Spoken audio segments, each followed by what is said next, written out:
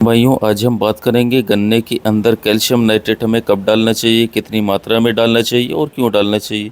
इसके साथ साथ मैं आपको बताऊंगा कि कैल्शियम नाइट्रेट को आप किन किन खादों के साथ मिक्स करके अपने गन्ने की फसल के अंदर डाल सकते हैं और किन किन खादों के साथ इसे मिक्स करके आपको बिल्कुल भी गलती से नहीं डालना है, क्योंकि ये रिएक्शन बहुत ही तेज़ी के साथ करता है। यदि आपने गलत खाद के साथ या फिर गलत दवाई के साथ इसे मिक्स कर दिया तो ये आपकी पूरी फसल को बेकार भी कर सकता है।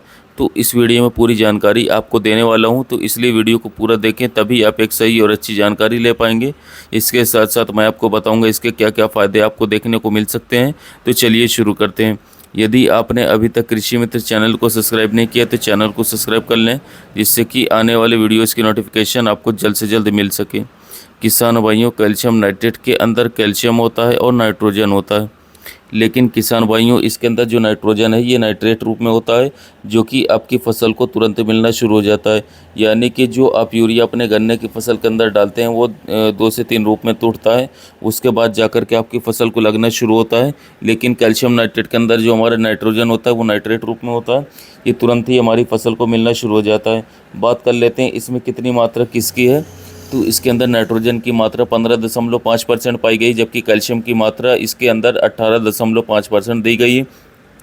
किसान भाइयों, कैल्शियम नाइट्रेट पानी में पूर्णतः घुलनशील खाद होता है, ये पानी में बहुत ही आसानी के साथ घुल जाता है।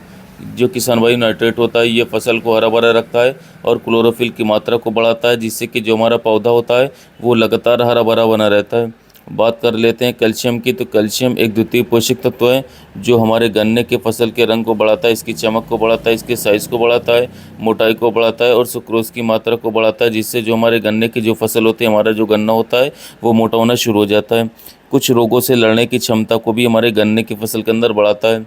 हमारे गन्ने की फसल की जो गुणवत्ता होती है, गुणवत्ता को सुधारने में काफ़ी ज़्यादा मदद करता है। इसके साथ साथ पौधे के अंदर कैल्शियम की कमी को दूर करता है और फसलों पर जो बढ़ने की शक्ति को बढ़ाता है, यानी कि हमारे गन्ने की हाइट कम रह रही है तो हाइट को बढ़ाने में काफ़ी ज़्यादा मदद करता है। कीटनाशक और रोगों के प्रति जो साथियों सहनशीलता के माध्यम से पौधे को स्वस्थ रखता है और मजबूत बनाने का कार्य करता है। पौधे के अंदर जो विषाक्त रसायन होते हैं, यानी कि पौधे के अंदर यदि मान लीजिए कोई खतरनाक साथियों विष जैसे भरा हुआ है तो उसे भी निष्क्रिय करने में काफ़ी ज़्यादा मदद करता है।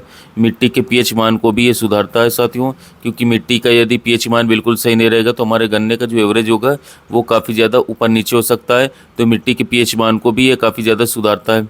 गन्ने की पैदावार को बढ़ाता है, गन्ने के साइज़ को बढ़ाता है।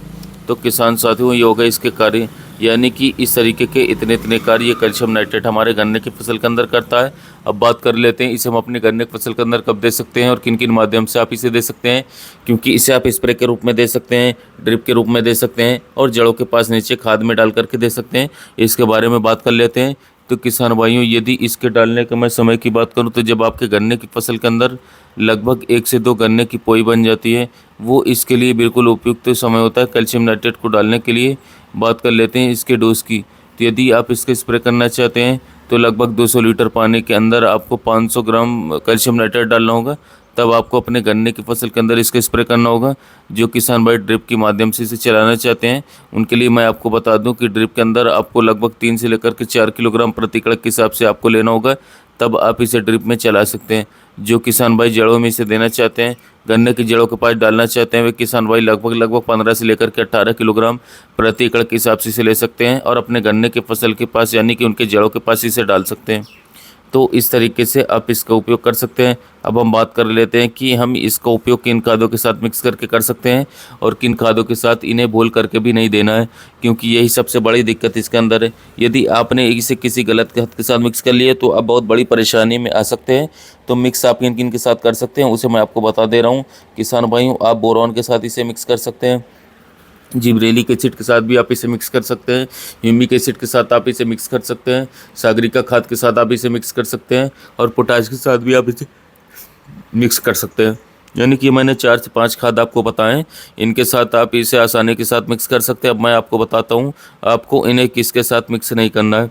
और एक बात का और, यदि आपकी समझ में नहीं आता है, आपको नहीं पता है कि किसके साथ इसे मिक्स कर सकते किसके साथ मिक्स नहीं कर सकते, तो आप मुझे कमेंट करें। कमेंट का जवाब जब तक ना मिले आप इसका उपयोग गलती से भी ना करें।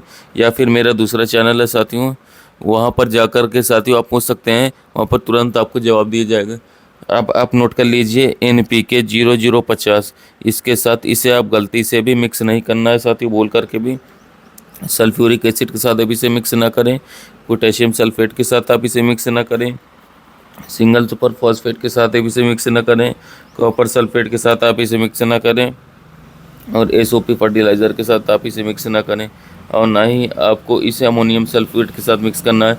जितनी खाद मैंने आपको बताया इनके साथ गलती से भी मिक्स ना करें, और जिनके साथ मैंने आपको बताया उनके साथ आप इसे मिक्स कर सकते हैं। यदि इससे संबंधित कुछ और भी जानकारी आपको चाहिए तो आप मेरे कृषि मित्र चैनल पर जाइए, आप वहाँ पर कमेंट कीजिए। साथ ही मिलते हैं नए वीडियो नए टॉपिक के साथ।